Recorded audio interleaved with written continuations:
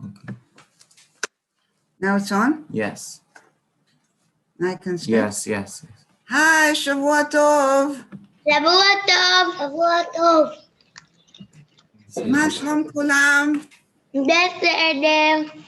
Baruch Hashem. ברור. I'm happy to see you. Shali was on before. כן. Where's Shali? לא יודעת. ותראו. Hi, everybody. I have a great team who's helping me. Tzipi is here and Shlomo is here. Your faces. Come on. Oops. Okay. So, shall we start? Okay. First of all, Shavua Tov. And I hope that everybody had a wonderful Shabbos. I had a few surprises that I'm not going to talk with you about, but it was really very interesting. And surprises in life, right? Everybody has surprises in life. So I'm really grateful for all the surprises. What can I tell you? I wanted to tell especially my children, grandchildren, great-grandchildren, the story of our escape from Hungary, which happened 64 years ago on December 25th. It happened with my mother and my sister was 8 years old, and and me. I was 12. My father, of Shalom now, left a couple of weeks before we did, and we were the only people in the family who were still in Hungary. All my aunts and uncles and cousins and grandmother, father, everybody had left, and it was only my mother and I who were still needing to escape. I have to tell you that up till this minute, I really am wondering how it was that a mother could do such a thing. To know that I'm taking my children on a journey, on hopefully a journey, hopefully that we're not going to be killed, caught, etc., etc. What can go on in the thoughts and feelings of a mother to do such a thing? But I know that my parents wanted something so much better for their children that they were willing and ready to do something that was mamash dangerous, like really dangerous. We could have been, as I said, caught and killed and I don't know what, but just the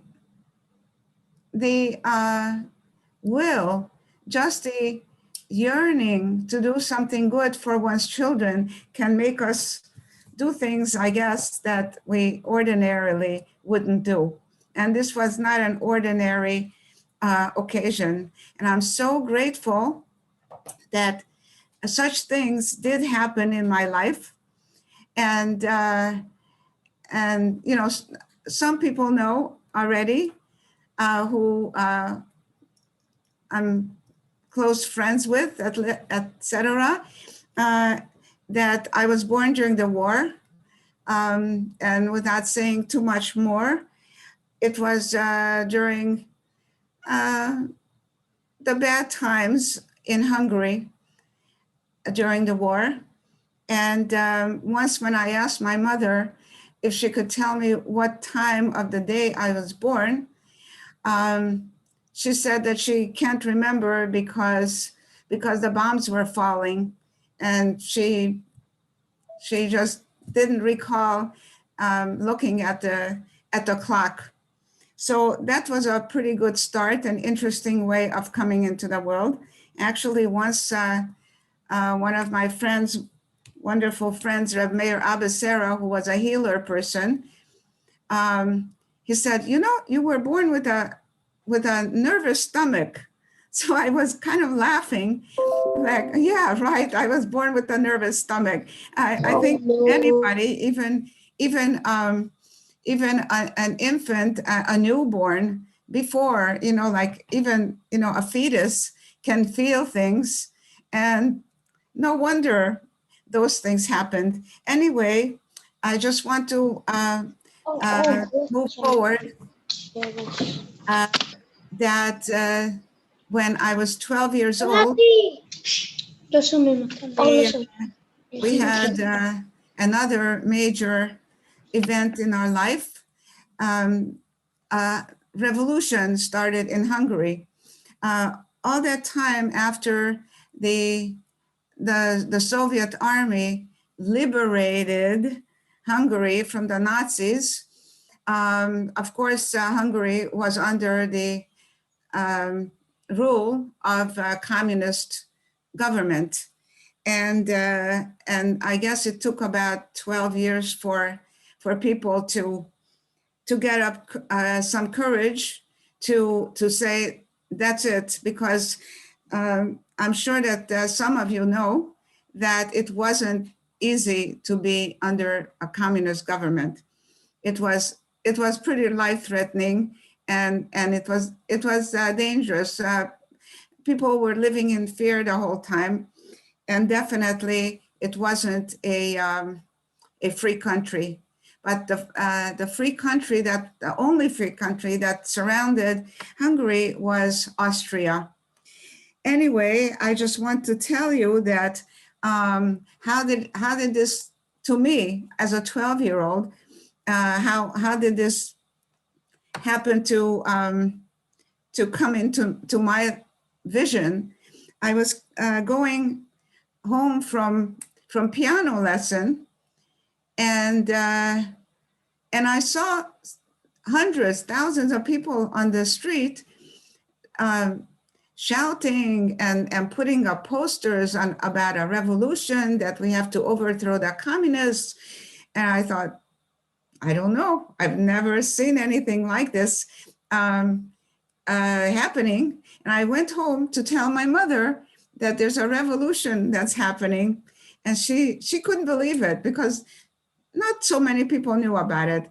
I guess mostly the planners of this revolt knew about it, but general public, not at all.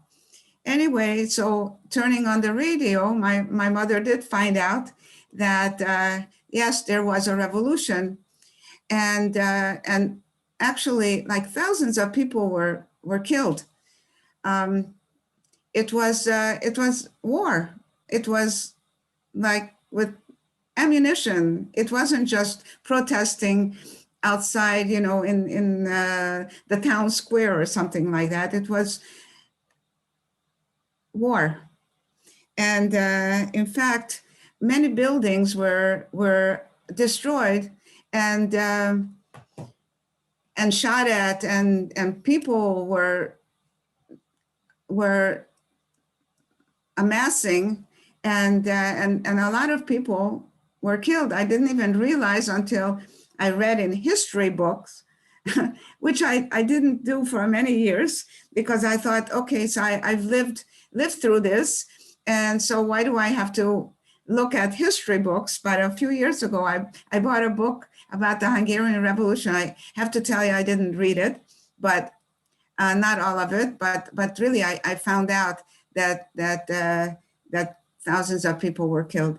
Anyway, so the revolution was in full progress, and mamish, for I don't know how many days it took. for the Hungarians to overthrow the Russian government, but they did, and Hungary became a free country, which was unbelievable, and people thought, oh my gosh, if it's a free country, we can open the borders. Anybody can go anywhere, because during communism, you couldn't even move from one apartment to another without the permission of the government, let alone going out of the country. That was not at all possible. So, but all of a sudden, Hungary became free, which was an unimaginable feeling, because for many years, before the communists and the Nazis and this ruler and that ruler, it wasn't a free country. Anyway, so Baruch Hashem, during those days, those 6 or 7 days, people started leaving the country. But then the Russians came in and overthrew the new government. They came in with heavy artillery. And I really remember that that there were tanks rolling in front of our apartment building, like big tanks, and they were shooting. And sometimes my mother told us to just lie on the floor until we don't hear any more shooting. And it was like, oh my gosh, like in the middle of a battlefield. And actually, my aunt came with her children, my 2 cousins. The older one was around 3.5 years old, something like that, 4 years old, and the younger one was a year and a half old, and they became sick because they were in an apartment that didn't have windows, because the windows were shut out. And so they came to be with us, and we were calling the doctor, and the doctor told us that he can't come, unfortunately, because his son was just killed. Like, this was like real. Unfortunately, I have to say that last week, whatever happened in Eretz Israel is difficult, and difficult to experience all that is so close to our heart. Yeah. But during all this, I wasn't thinking about that when I was 12 years old or anything like that. But now, actually, after this Parsha, especially of what was going on between Yehuda and Yosef and all the brothers, and it's so apparent that not only this part through this Parsha, but Bichlal, in every way, Hashem is creating everything, and is the master of everything that is happening. So going back to the story, when the Russians won again, they took over Hungary, the borders were closed again. But still, people said, I don't care, we don't care, we're leaving. And hundreds of people started to, not only hundreds, it became thousands of people who by then had to escape. And all of a sudden, people kind of added to their profession who were living close to the border of Austria, because they became guides to people who wanted to leave, who wanted to escape.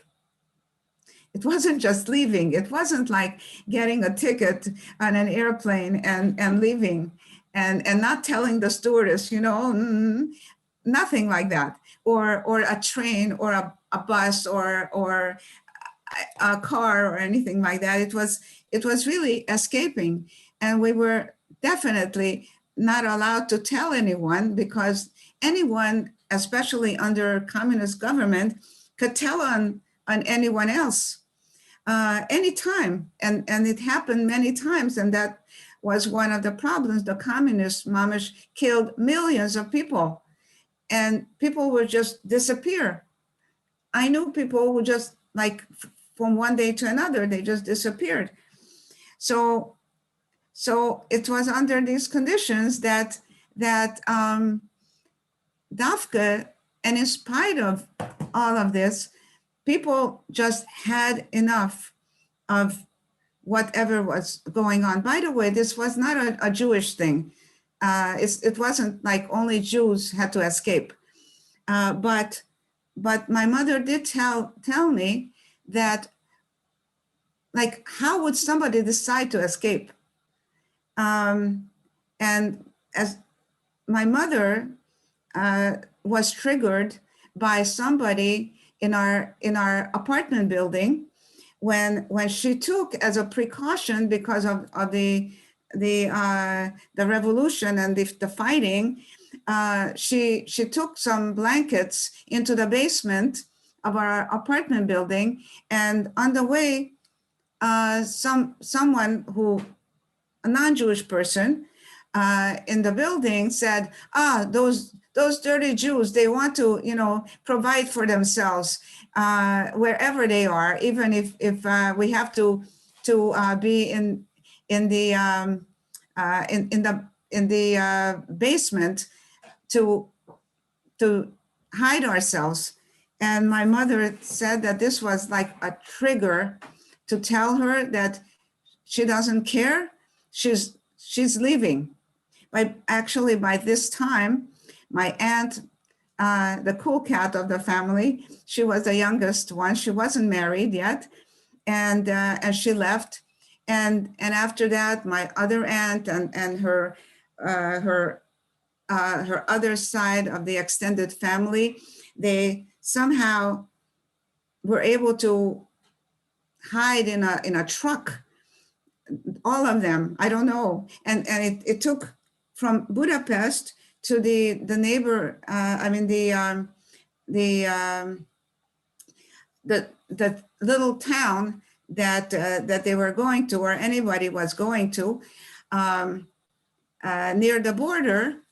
It took hours. It took like a whole day, like 8 hours, 10 hours. I don't know how long it took, actually. It was slow moving. It wasn't 100 kilometers an hour. It was like, if you went like 60 kilometers, it was like speeding, right? And so anyway, people just left. It was a word of mouth. If somebody heard that somebody is here from one of those towns and is able to take people out, just go and trust. And fortunately, many people, Baruch Hashem, were able to escape, but some people really were caught on the way, during the walking, and because by this time, the army and the police were cautious and looking out for people who were escaping. And Hungary's border is not, or any border, I don't know, maybe between United States and Canada, maybe the border is kind of straight, but Hungarian border wasn't straight. And sometimes people went out of Hungary, and because the border wasn't straight, they went back into Hungary after they were already in Austria. It was really crazy, all kinds of stories, like stories after stories. But anyway, so my father also left with his brother, because one day, I don't know if it was my father or his brother who heard that the Hungarian army was conscripting men into the army. And after their escapade during the war, being in slave labor camp and other situations, terrible situations. They didn't want anything to do with the army. So the first word that they heard that somebody is taking someone across the border, they went. But that left my grandmother and my mother and I and my sister. So we were still in Hungary. And one day, a couple of weeks later, after my father left, and Baruch Hashem, they were successful. All of our family was Baruch Hashem successful in going to the destination to Austria.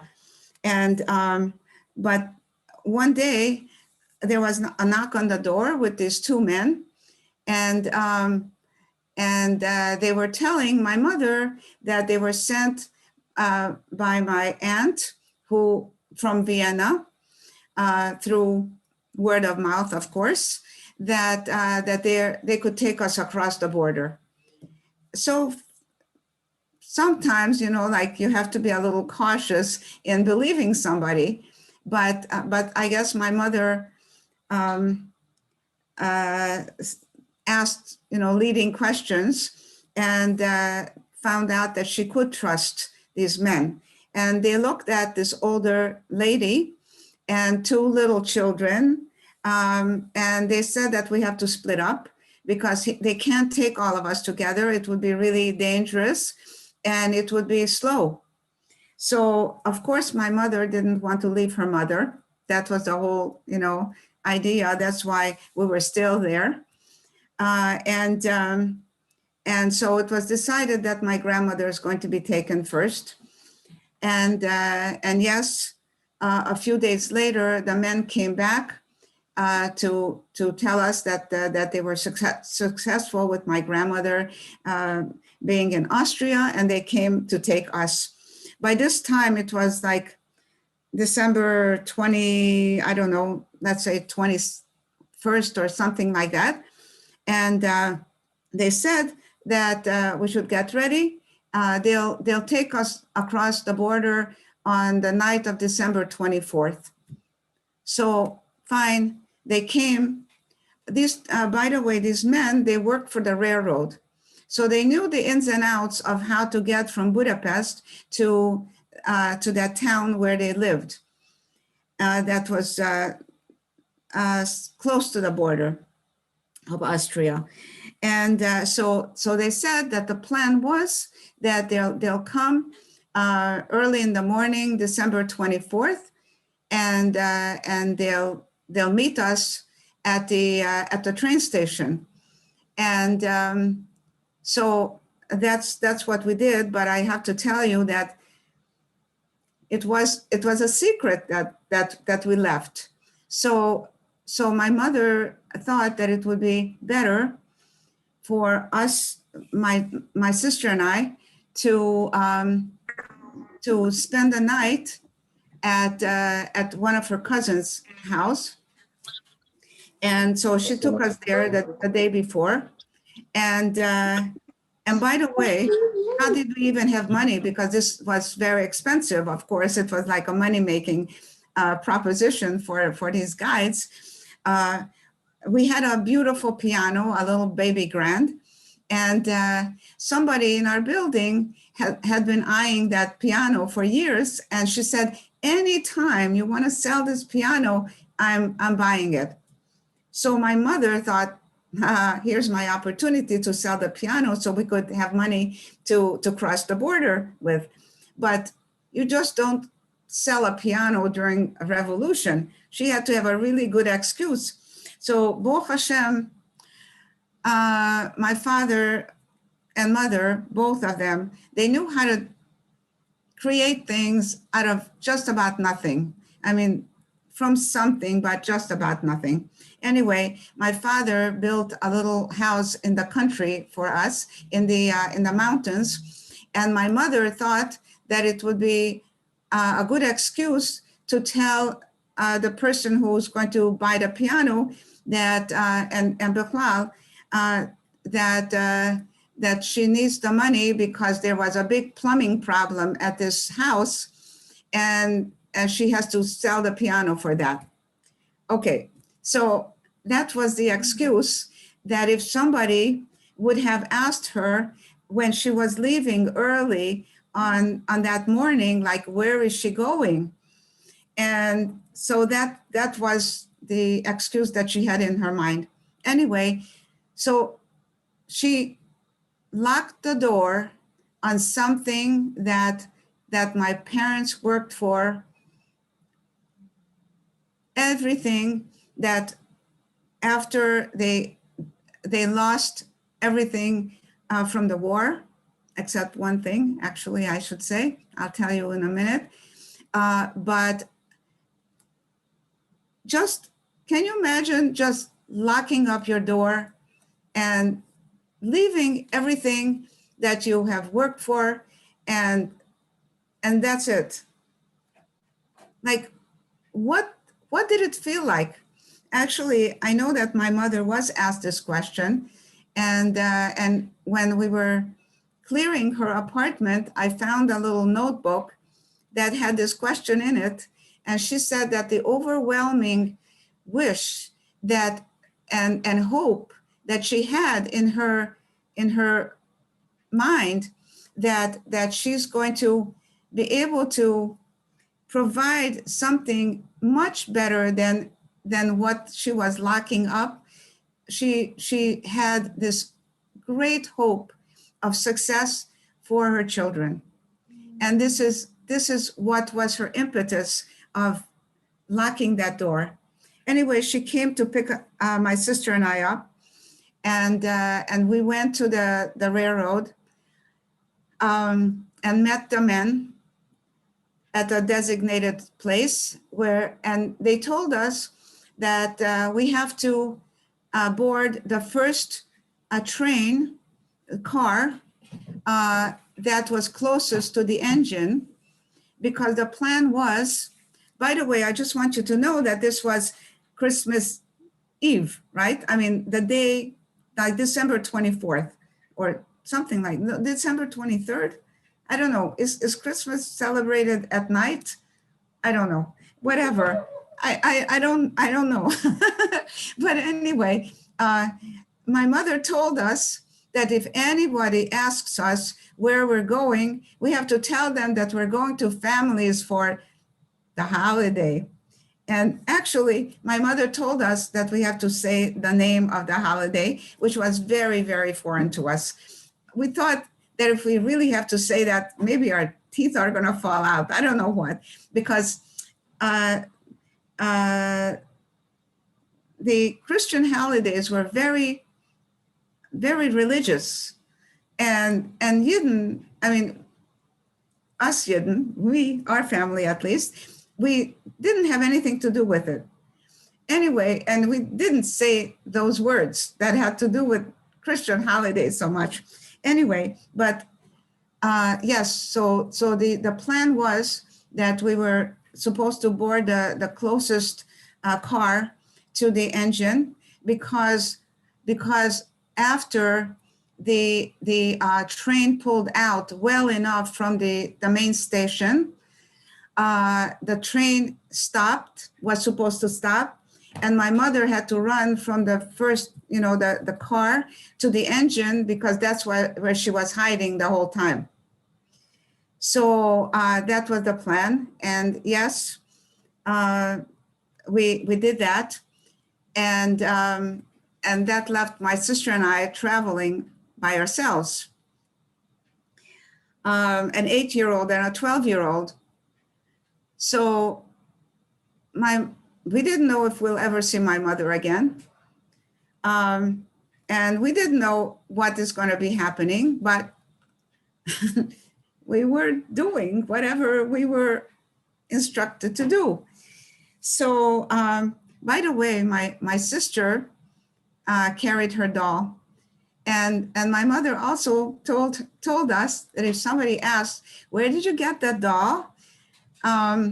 We have to say that little JC brought it to us, because in Hungary, there's a separate holiday for Santa Claus Day for all children. No matter, it didn't have anything to do with religion, but to get a present for Christmas, little JC had to bring it. Yeah. So we thought, really, if we have to say that name, really, to someone, definitely we will, I don't know, we will freeze. Or as I said, we thought maybe our tongue is going to disappear or our teeth are going to fall. It was like a major challenge. Anyway, so why did my sister even bring her doll? Because when my mother told my sister and I that we're escaping, we started packing our toys, which was like a little tiny cabinet. And my mother said, no, you can't take anything with you. We're escaping. We can't take anything. And my sister started crying. She was so attached to this doll. She said, how can a mother leave her baby? So my mother had Rahmanas on her. And she said, okay, you could bring your doll. Because actually it was a very lightweight doll. It was made out of some kind of plastic. It wasn't our usual doll that was a cloth doll stuffed with, I don't know, cloth or cotton or something that had a porcelain head and that weighed something, but this doll didn't weigh anything. Anyway, so then I thought, if she's taking something, I want to take something too. And my most precious possession was a set of coloring pencils. So my mother said, okay, you could take your coloring pencils. And the only other things that we took were a comforter that my mother somehow had from before the war. She had no idea how she still had it, but she did. And also an etching that my father bought my mother right after the war. And of course, since my mother was a seamstress, a dressmaker par excellence, she took a needle and thread and thimble and a pair of scissors. And that's the only thing that we took. Everything else was either on our body, we didn't have Land's End clothes, I have to tell you. But we did have very elegant clothes. So I have to tell you that when we were traveling on the train, it was kind of a giveaway that no way these people are really going to have peasant relatives somewhere, near the border, But Baruch Hashem, our traveling companions didn't tell us, even though we suspected that they really knew that what we were doing. So that was all the way. It was a miracle because there were soldiers and there were police who were coming around and taking people off the train. They were suspecting of doing this or doing that, like escaping. But it didn't happen, Baruch Hashem. So finally, when it was already dark, we got to our destination, to the very last Tachana station of the train, and the men, these two men, sometimes during the day they came and checked on us just to see that we were okay, and they told us when we were getting closer to the last station that when we get off, we have to go behind this certain building that's going to be next to where we're going to be, and my mother is going to be waiting for us. But we weren't sure that that's really true either. Anyway, we just kept going. And Baruch Hashem, my mother was there. They weren't lying. I guess they really wanted their money also. I don't know what their impetus was, but that's, I'm sure that they had different thoughts about the whole thing, but they did what they promised. But since they told us that we are going to go across the border that night, but they had, I guess, another idea that they really wanted to spend the holiday with their family, and would we consider sleeping at one of these men's houses, and then they'll take us across the border the following night. So we said, okay, we'll do it. Anyway, we were tired traveling the whole day. It was kind of a relief to have some kind of rest in between. Anyway, so that's what we did. The man accompanied us to his house, which was a basement apartment, a small basement apartment where he and his wife and I think 2-3 children were living. And they were mamish the poorest of the poor we've ever seen. My mother opened the drawer because maybe she wanted to drink some tea or something.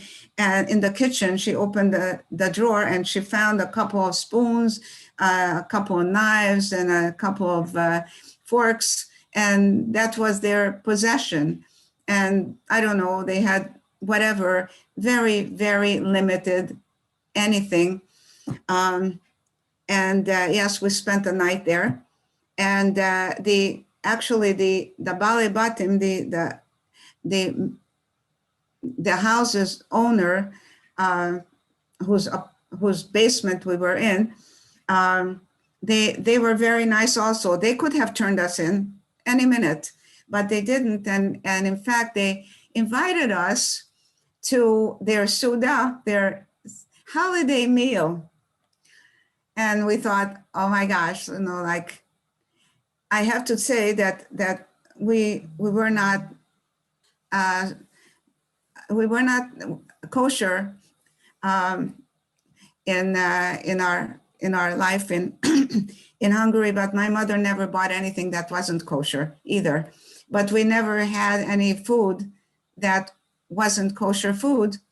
And here they had this big Christmas dinner laid out for us with open arms, open heart. And I don't know whether we ate anything or not, or if we did, what, maybe, I don't know, baked potato, or I don't know, something. But I remember the smell of the chicken soup. And I thought, I can't eat this. This does not smell like my mother's chicken soup at all. And I don't think that I ate it. Yeah, but they were really very, very nice. And we must have had something to eat because we didn't have anything else. I think that maybe my mother brought some walnuts and some sugar cubes or something in one of her pockets, just so we could have something to eat on the road, on the way. But whatever. So the day passed and it became dark. And yes, the 2 men came and said, "Are you ready? We're going." And mind you, this was December 25th. And it wasn't like, okay, so we'll just walk, I don't know, a little bit of a distance. It was, first of all, deep snow. And for little children, it was snow everywhere that was above our boots height. So it was not easy walking, and from their little village to Austria, it was fields and some forests, but not so many, not so much. I don't remember forests so much, but fields.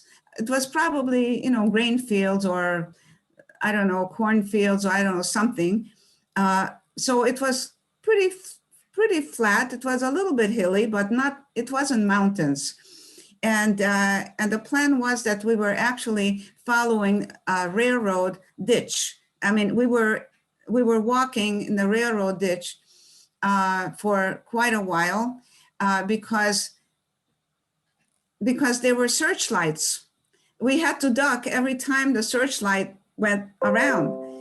And so that's how we were walking for some time. And then, of course, the road it wasn't exactly, railroad way that we needed to go. And so we were walking and walking. It took about 3.5 hours to walk. And at some point in the distance, one of the men pointed out that there was you see those lights in the distance? And it wasn't so close. Somebody asked me actually, how long was the distance? And we happen to live in the center of Yerushalayim in Nachlaot, but I don't think that those lights were closer than Gilo from here. Like it was quite a distance.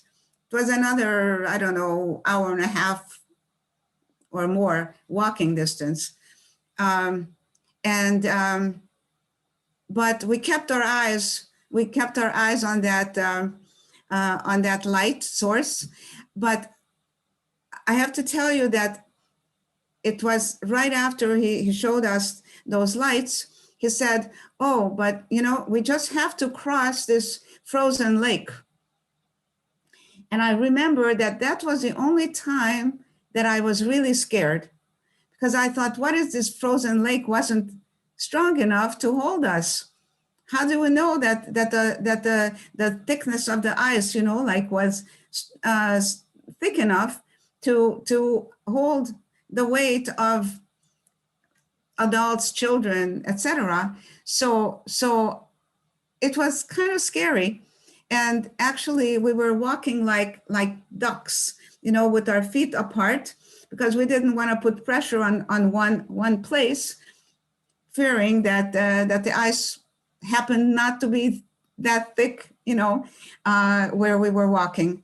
And that little box that we carried, we were pushing ahead of ourselves. Not that I think it was much lighter than, the head of a person even, but it was kind of, like it was testing out the ice.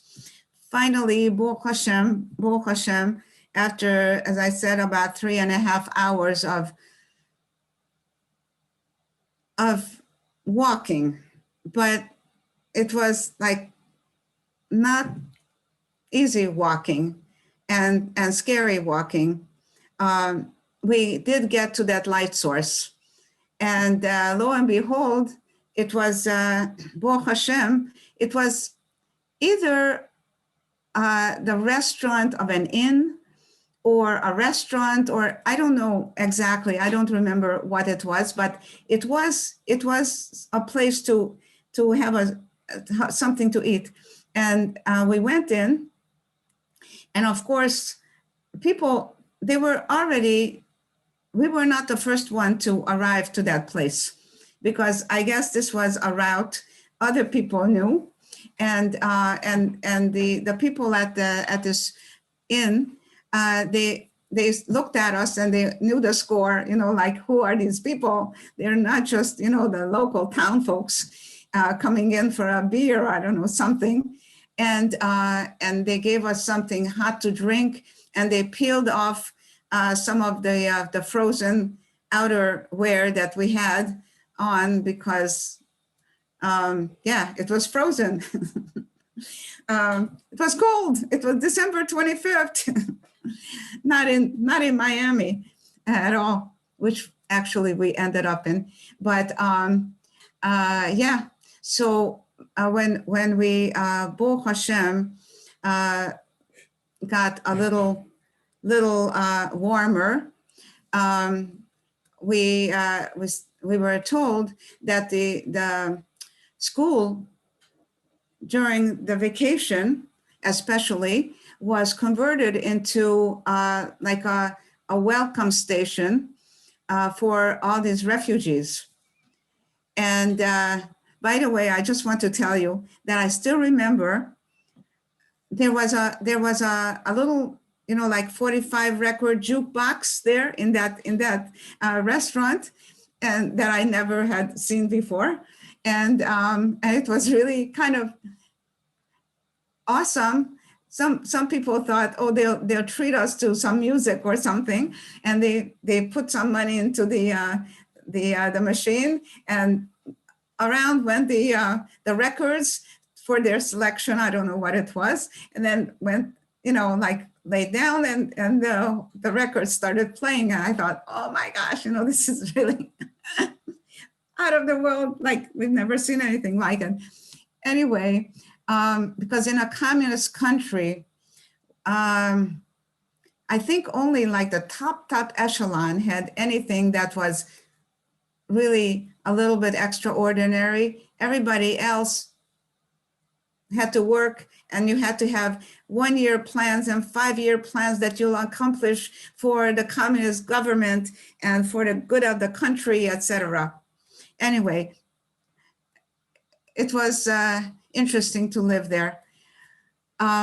So yes, we were escorted to the town square where this Red Cross station was, and because we were the last ones to come or arrive, they put us next to the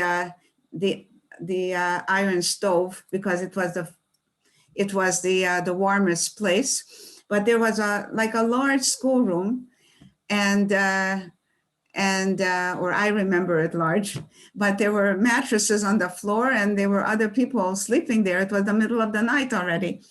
Anyway, so they made us some space next to the stove, and everybody was still kind of in the holiday spirit, and everybody was welcoming, but really the people, the Austrian people, were very, very wonderful, and just they looked at us, and they already, they knew that these people have nothing, and they still had some treats from the holiday. And I remember they gave us these little, like little tiny bars of chocolate, or like individual pieces, milk chocolate it was, and also they had some presents, and I still love pencils and pens and things like that, but I remember that they gave me a pencil that had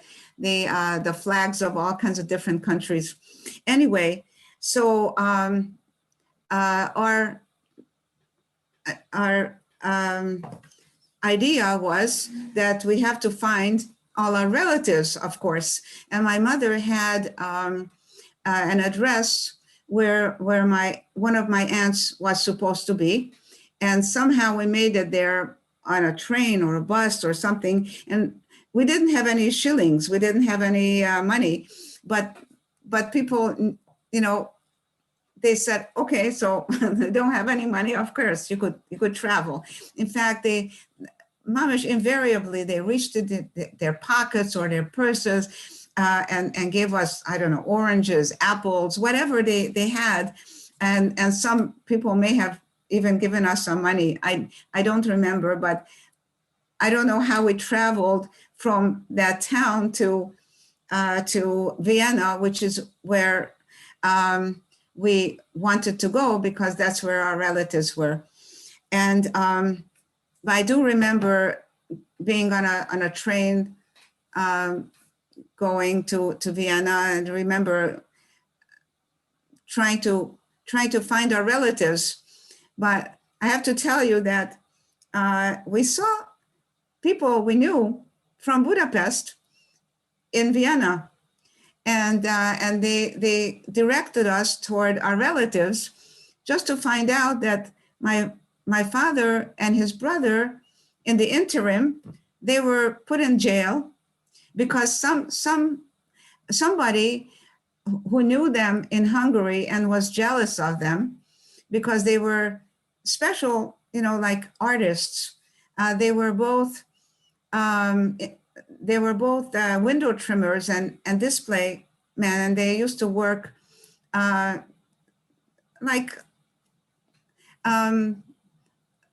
they were very good at their trade.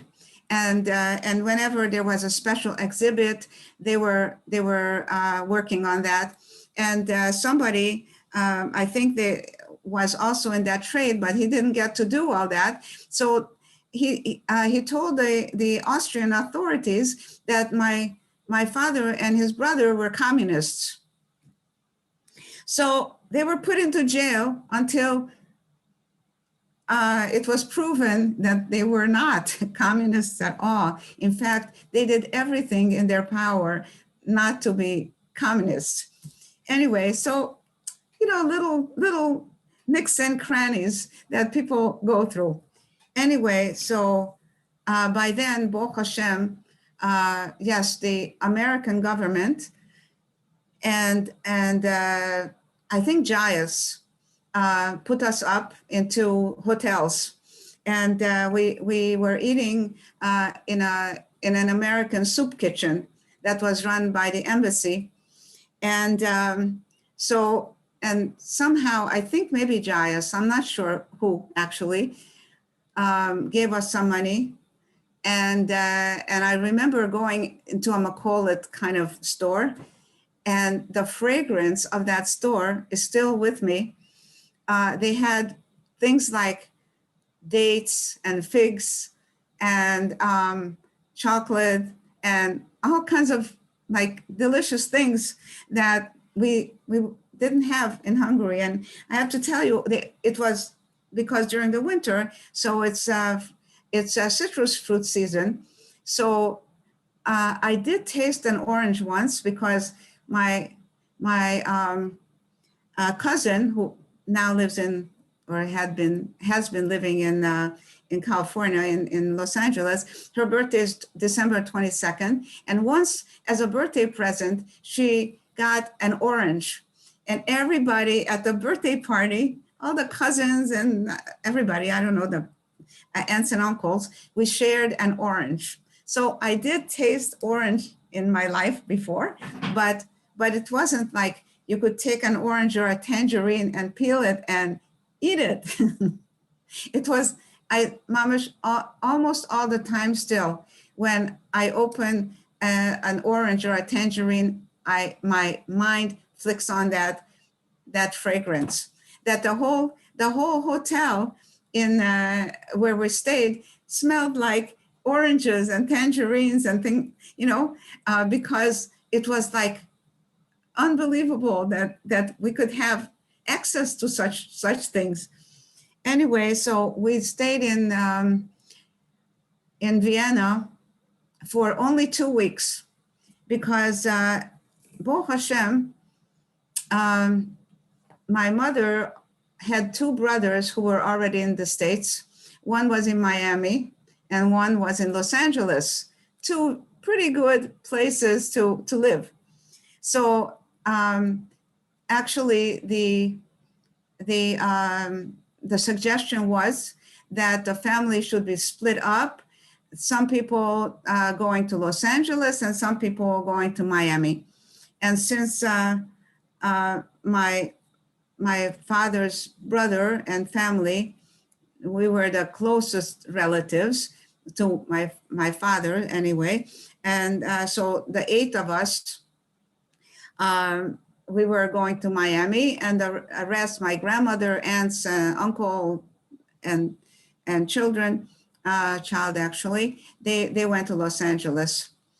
So, but actually, the 2 brothers, my mother's brothers, had to sign for us, and we found out that it was only the closest relatives, their siblings, their mother and the 2 sisters, and their families were signed for, and my uncle, my father's brother and family, they were not signed for. And as I guess, a loving gesture from America, at that time, Vice President Nixon was sent to Vienna And somehow we happened to be at the embassy when he was there. And my parents said hello to this Vice President Nixon, and Mr. Nixon asked my father, "Are you happy that you're going to America?" And my father said, "I'm very happy we're going to America, but I'm very sad because my brother and family are not in the group." And he said, and Nixon said, "Oh, I'll take care of it." And he did. We didn't know that he will be able to do it. It was like unbelievable. Anyway, so how did we even know this? We didn't know what was going on in the offices, and I think that before we left Vienna, we may have found out, but we had no idea when they were going to come. Anyway, Bekitzer, what I want to tell you is that we went from Vienna to Germany, to Bremenhaven, which was a seaport. It's probably still a seaport in Germany, to board a Navy ship, because we weren't going on an ocean liner because we were refugees. And so we went with a Navy ship. Yes, General Elting was the name of the ship. And I don't want to go into it so much, but we did have to go through Salzburg, and we had to stay there overnight. And in the morning, my sister and my cousins and a bunch of children, we were downstairs in front of the building we were staying in. And we were playing in the snow. And all of a sudden, my mother is yelling for us to come back, because they heard that the Goyim went into the kitchen and they wanted to kill all the Jews. And they were coming with knives, and we were rushed upstairs. I don't know what else happened, but I do know that scene, and I remember that scene. And actually, also in Salzburg, something cute happened. Aside from what I just described to you, we went to another kind of a makholet, and my aunt, I think it was from my aunt. Anyway, my sister and I had a little bit of money. So we thought, oh my goodness, we're going to America and we have to take something special for the road, ocean, right? Anyway, so we bought a bazooka gum for each of us, and a package of lifesavers. And we thought these were like Shabbat treasures. Anyway, we thought we'll have it on the boat. So anyway, we did get onto the boat, Baruch Hashem, and lo and behold, when we went to the cafeteria over there, it was my uncle who was serving the food. We had no idea that my uncle and family were going to be on the same boat. Anyway, the simcha was really wonderful, and all 13 of us in the immediate family were on that boat. It took us 11 days. I think 11 days. Some people think it was 16 days, but whatever it was February already, and yeah, something like that, or end of January, actually. And yeah, end of January. And there was some kind of a storm, and the boat was really bobbing up and down. And I remember somebody asked a crew member, like how far away from are we from land? And the sailor pointed down. He said, I don't know how many kilometers. He pointed down.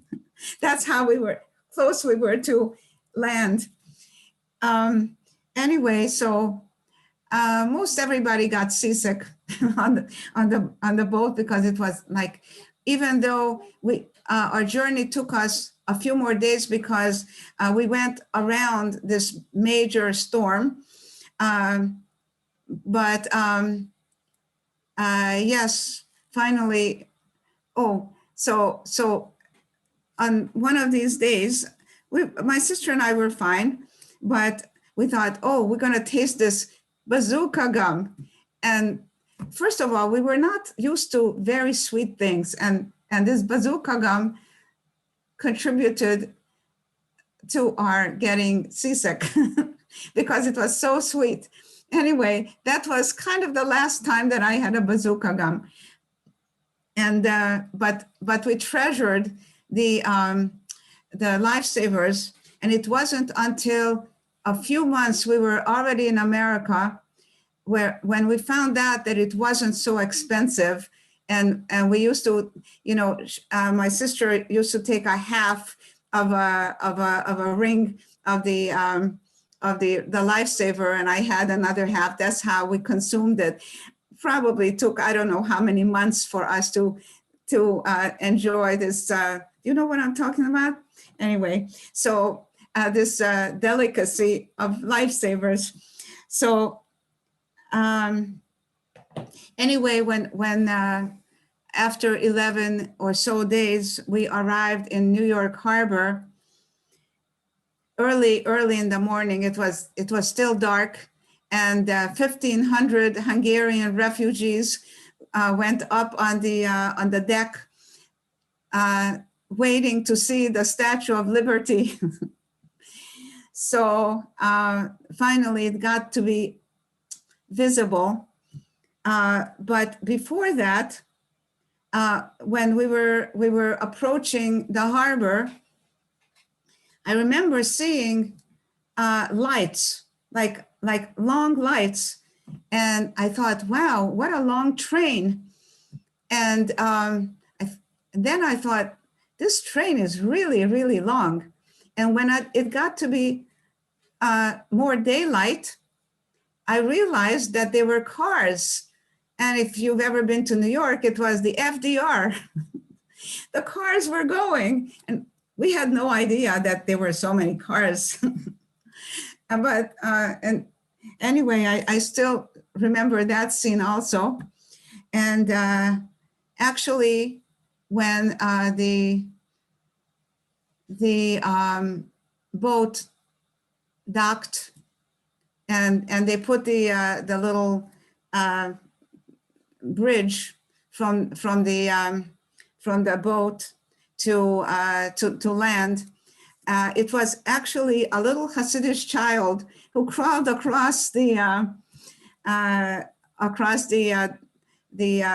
little bridge. He was the first one to arrive in America from all of us. And then the process went, and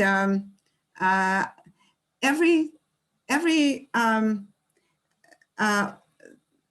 I should say occasion that we met different groups.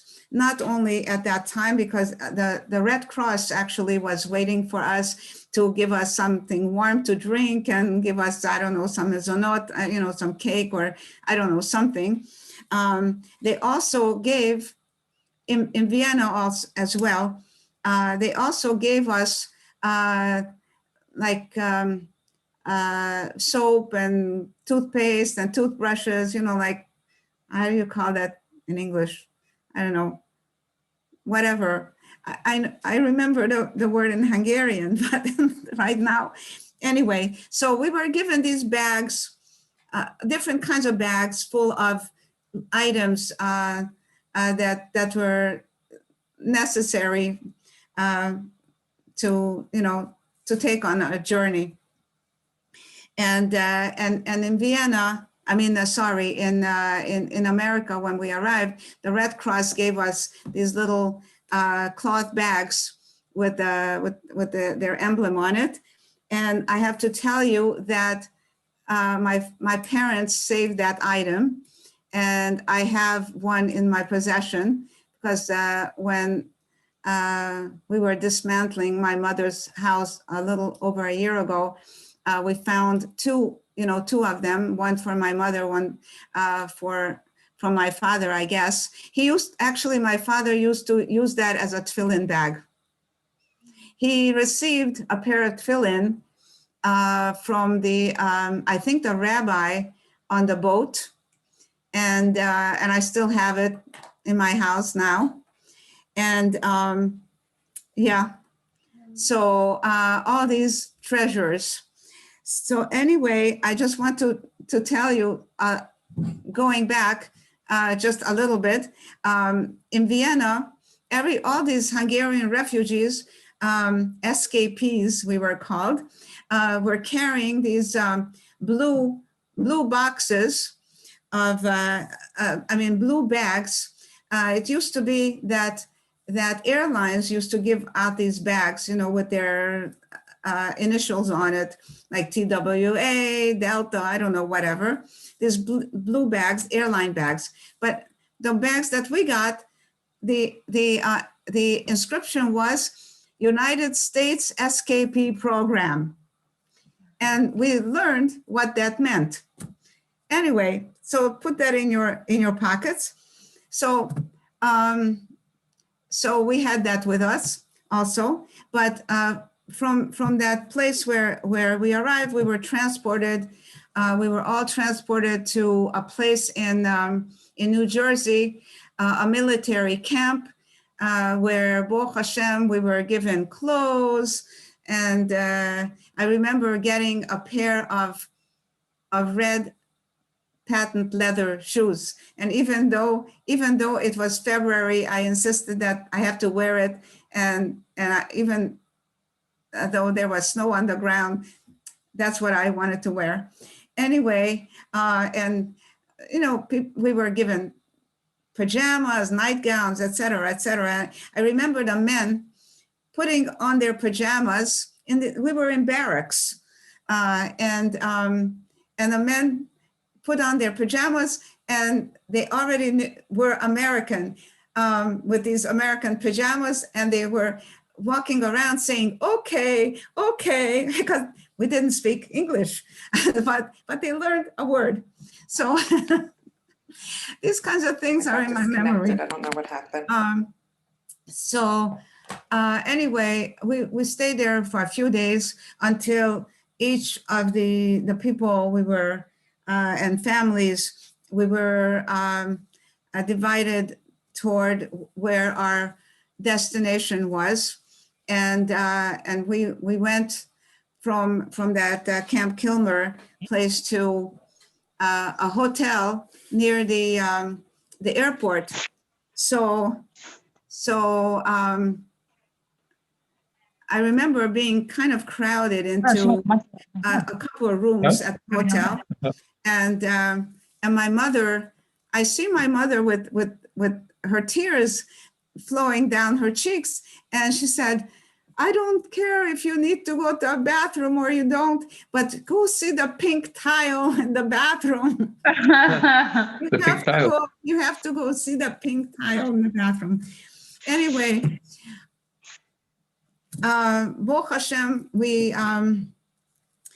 were, by then, we were transported by airplane from New York to Miami. And I also remember this scene that at that time, they didn't have these tunnels to go to the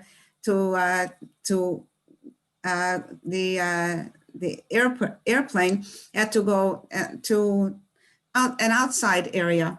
Anyway, I remember these people who were coming from Miami, all tan, and at that time it was still possible to buy. They were almost all of them carrying these stuffed alligators that was like the souvenir from Miami. Anyway, we got on the plane, and Baruch Hashem, we were greeted by my uncle, my mother's brother, and my mother had not seen him for, I think, 22 or 23 years.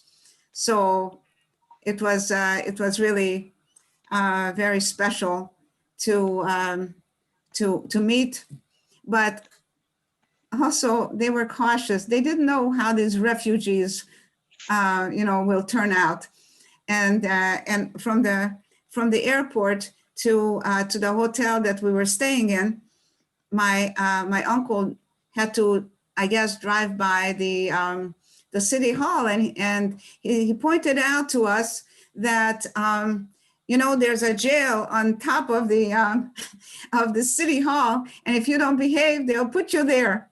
So he didn't really know who he was talking with. Not that we were so special, whatever, but we were normal people, hopefully. So like as normal as one can be. Anyway,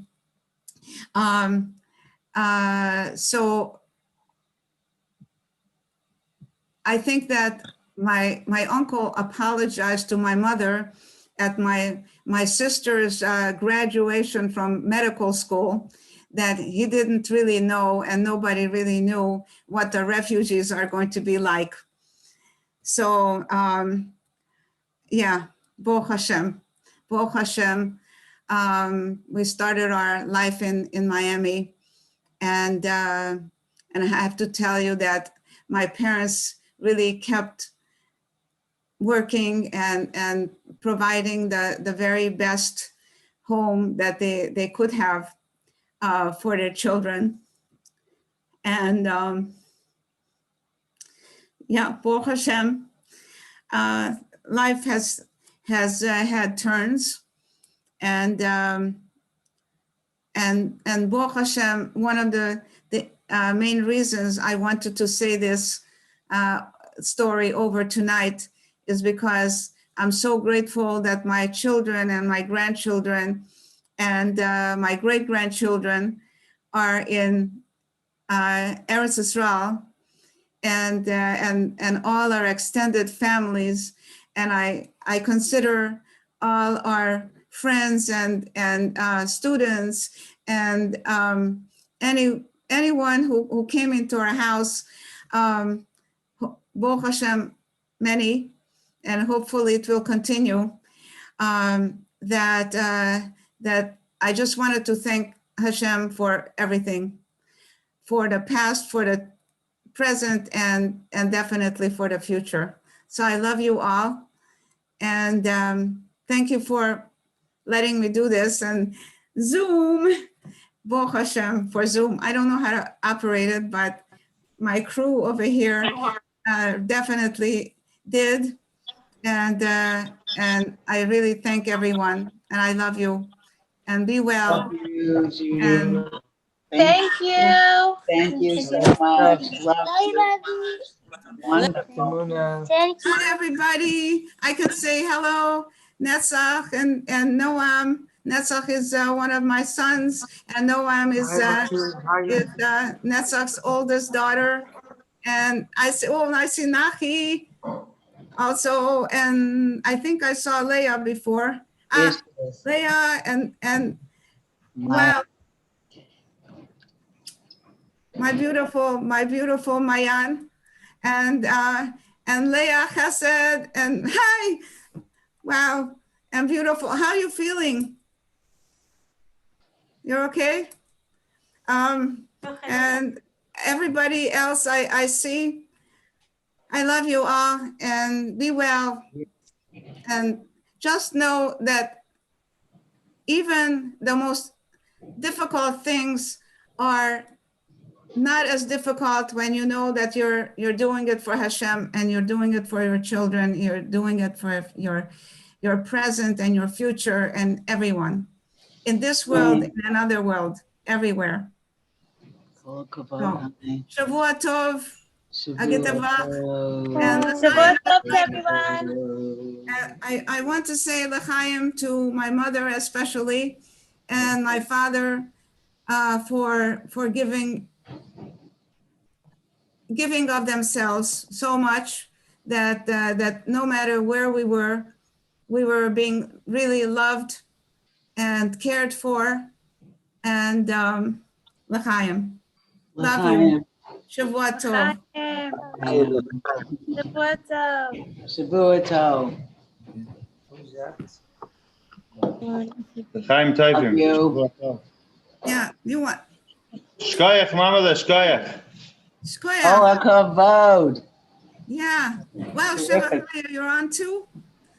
Can I see you? Who else? Vivi. Wow. Vivi was my wow. Hi. Wow, so sweet to see you. All these beautiful parts of my life. Yay. Nahama. Yay. Wow. So good.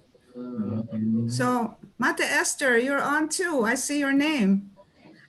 Usually when I'm on Zoom, I don't use a computer because I don't have one and I wouldn't know what to do with it. So not everybody is seen on my phone all the time. And but it's maybe one of these decades I'll learn how to use a computer. I hear you. I hear you. Yeah. So really, thank you. Love you, Love you. everyone. Call to